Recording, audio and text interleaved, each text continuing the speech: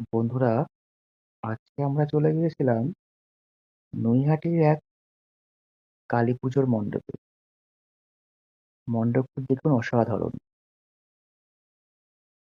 এবার আমরা মণ্ডপের ভেতরে প্রবেশ করছি, কিন্তু মণ্ডপের ভেতরে প্রচুর ভিড়, তাই আমরা ভেতরে ঢুকতে পারছিলাম না প্রথমে।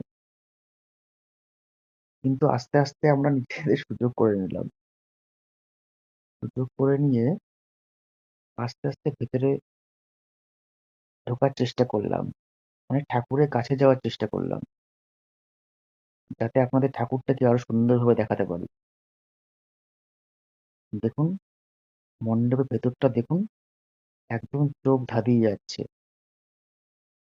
আলোর বিভিন্ন রকম কাজ, নানা রকম ভাস্কর্য প্যান্ডেলটির আলাদা মাধুর্য এনে দিয়েছে। আর প্রতিমাটা তো অসাধারণ, চোখ ফেরানো যাচ্ছে না প্রতিমার দিক থেকে। খুব সুন্দর, যিনি করেছেন প্রতিমাটি খুব সুন্দর করেছেন।